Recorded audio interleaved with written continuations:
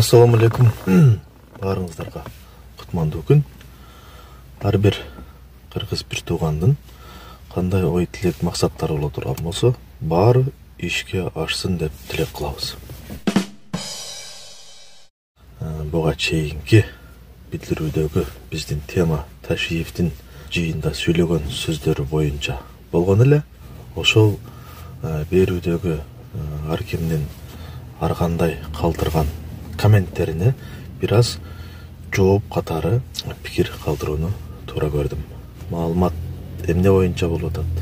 Видео эмне жөнүндө сөз тартуулап атат? Бул боюнча толук түшүнүп, билип, маңызын чагып, анан пикир калтырган мекендештер да болуптур. Аларга терең ыраазычылык. Ар бир киши бир сөз жазып, өзүнүн пикирин калтырардан мурда бир аз ойлонуп, ошол тема жөнүндө терең анализ жүргүзүп алып туруп, анан пикир калтырса туура болот эле да. Албетте адашпаган киши жок. Ошондуктан мен туура түшүнөм.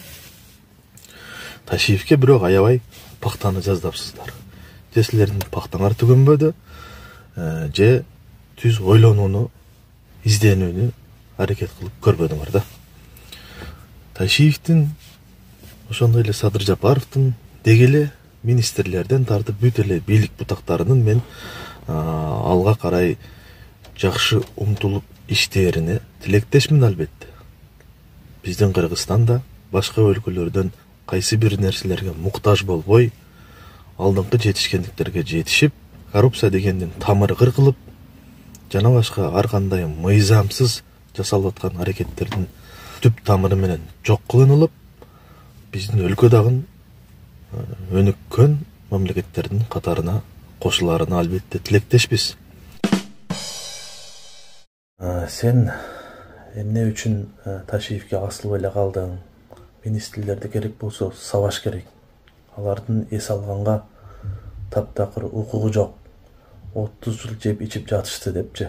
Министрлердин иштеп аткан иштери орундуу эмес. Жалпысынан караганда канааттандырарлык эмес. Бул өзүнчө маселе туугандар. Мен кайсы бир министрди мактап, жасап аткан иштери өз нормасында баратат деп сөз айткан жокмун. Министр дагы жакшыбы жаманбы, сиз менен биздин мекендешибиз болуп эсептелет. Туура эмес акыбалга келип каларына ар кандай себептер болушу мүмкүн. Министр жалгыз өзү күнөөлүү болбойт, иштин туура эмес жүрүп баратканына, же болбосо аткарылбай жатканына. Бул саясат тармагында, саясаттын ичине кирип, жакшы билмейинче көп ачылыштар бар. Көп коомчулук билбеген, коомчулук такыр же туктап түшүнө кирбеген факторлор бар. Менин Ташиевке айткан сын пикирим кандай мааниде болду? Түз эфирден жыйын жүрүп жаткан учурда, ал жыйынды мындайча айтканда бүткүл дүйнөнүн дээрлиги көрөт. Себеби учурдагы кыргыз бийлигинин аттуу, баштуу, жоопкерчиликтүү кишилеринин баш сабында турган киши болуп эсептелет бул. Камчыбек Ташиев деген мырза, генерал байкебиз. Ал киши ар бир сөзүн таразалап, коопсуздук деген сөз бул эмне экенин жакшы билсеңиздер керек. Демек, бул киши мыйзамдарды дагы, анын ичиндеги нормаларын, беренелердин ар бир үтүр точкасына маани берип, эч жака кыйшайбай аткарыш керек. Бул кишини көрүп, кыргыз мамлекетинин жарандары түздөнүүгө тийиш. Себеби булар Кыргызстанды оңдойбуз, түздөйбүз, мыйзамдуу өлкөдө жашайбыз, тартиптүү өлкөдө жашайбыз, адилеттүүлүктү биз орнотобуз деп келишти. Ошол айтылган сөздөрдүн алгагында баратабы же жокпу деген суроону ар бирибиз өзүбүзгө берип туруп, анан бир тыянак чыгарсак туура болот. Булар аракет кылып аткандагысы туура, Кыргызстанды өнүккөн өлкөлөрдүн катарына кошолу деп ар тараптуу сөздөрдү айтышып, аракеттерди жасап атышат. Бул өзүнчө маселе. Иштерди аткарбай жатат деп эч ким айткан жок. Бир аздан болсо дагы жылыш болуп жатат. Бирок ошол эле учурда бул эң эле жөнөкөй нерсе, мен айткан нерсе. министрди жанагы жерде жекип, аны өзүнүн жеке менчик бир ишканасындагы иштеп жаткан кызматкерин урушкандай сөз айтканы, бул ушул нерсенин айырмасын биз билишибиз керек. Анткени бул киши мамлекеттик деңгээлдеги чоң бир эки бутактын, ошол эки кызматтын башында турган атактуу инсан болуп турат бүгүнкү күндө. Ал киши ар бир сөзүн таразага сала билиш керек. Мыйзамдуулукту биз кармайбыз. Эч кандай мыйзамдан сыртта эч ким жашабайт, мыйзамдын талаасынан эч ким чыкпайт. Биз да ошолорго үлгү болобуз деп сөз айткан киши ошол сөзүнүн үстүнөн чыгыш керек. Силер пактаңарды аябай жаздап турсуңар, мактап, жактап, асманга учуруп жиберип турсуңар. Бирок жалпы ушул тескери пикир жазган дээрлик 80-90% булар фейктер. Мен аны так билем. Аз да болсо арасында, аз да болсо, канча бир 10% дейбизби, 20% дейбизби, комментарийдин ичиндеги өзүн сөзүн таап, ар бир берүүдөгү факторларды анализдеп көрүп, калыс сөзүн жазган кишилерге мен терең ыраазычылык билдирем. Сын пикир сөзсүз болуш керек. Мен да жакшы билем. Мактап окшосо асманга учуруп жаман көрүнбөй эле коеюнчу, ушул кишини мактай эле берейинчи деп айткан бул оңой эле. Бирок менин ал адамдык сапатыма, кыргыздын жөнөкөй жараны катары менин ага жигиттик намысым жол бербейт. Анткени мен көрүп турам.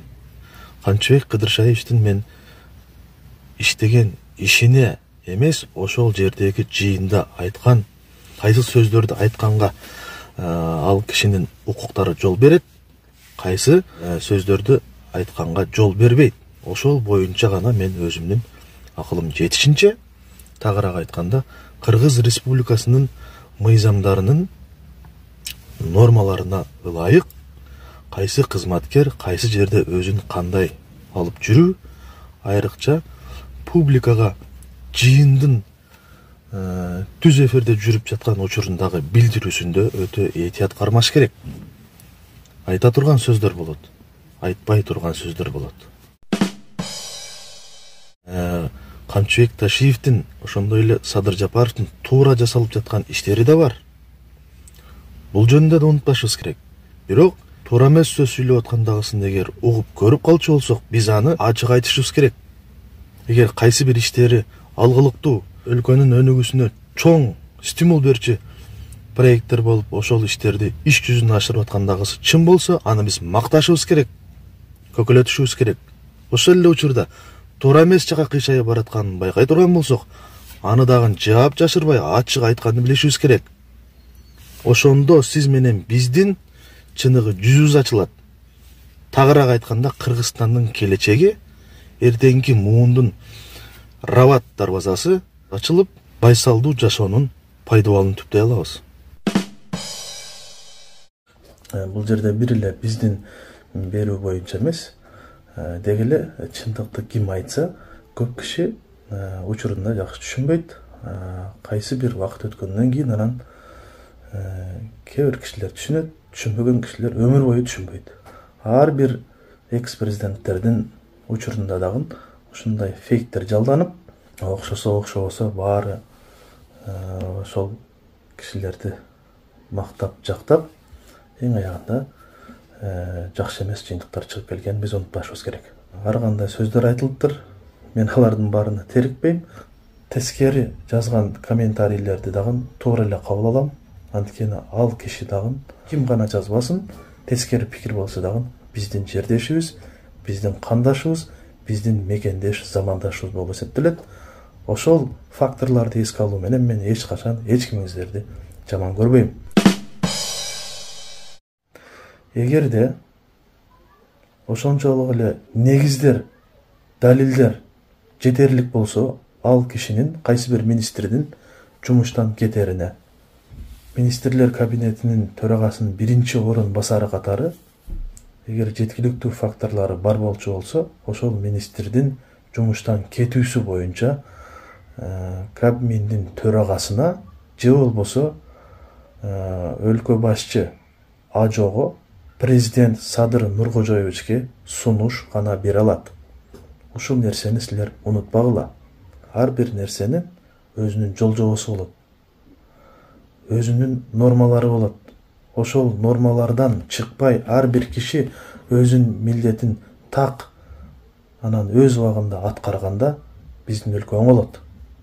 Камчыбек Ташиев түз эфирден бүткүл дүйнө жүзү көрүп аткан учурда бир эмес эки бийлик бутагын кармап турган целый генерал ал сөздү айтпаш керек. Аны эфирден сырткары ошентип урушуп нетип койсо болот. Биздин өзүбүздүн дээрлик кишилер айткандай кыргызча форматка салып. Мыйзам жолунда бул таптакыр карма каршы болуп эсептелет. Ушул нерселерди силер эске алышыңар керек. Фейктерге баары бир, бирок мен ошо фейктердин арасында чыныгы өзүнүн колу менен жазып аткан, өзүнүн акыл эси менен жазып аткан кишилерге айтарым. Мен такси кызматында иштегендерди албетте сыйлайм. Чыныгы ак эмгеги менен иштеп акча табышат. Баарын сыйлайм. Ошону менен бирге ийгилик каалайм. Жолуңар шыдыр болсун деп айткым келет. Бирок кээ бир комменттерде жазган мекендештер болду. Жөн эле жүрбөйсүнбү? Такси кызматыңда эле жүрө берчи дегендей пикир калтырыпсыздар. Жок туугандар, мен таксист эмесмин.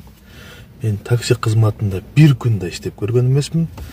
Кандай жол жоболору, ал маселе боюнча менде түшүнүк жок. Кээде кызыгып, кантип иштейсиңер, жол жобосу кандай деп мекендештерден сурап коем.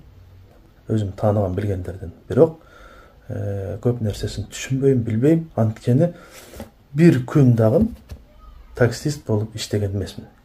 Машинада отуруп видео билдирүү тартканымдын бирден бир себеби анткени мага ыңгайлуу. Башка бирөөгө тоскоол болбойсун. Кээ бир учурларда үйдөн дагы тартып койгон учурлар болот. Менин жумушум такыр башка сферада. Эң негизгиси өзүбүздүн ак эмгегибиз менен таап, өз үй бүлөбүздү тейлеп келе жатабыз. Көбүн эсе машинада тартканымдын себеби ушундай. Тоскоол болбош үчүн эч кимге, ошондой эле өзүмө ыңгайлуу болсун үчүн. Чоң рахмат.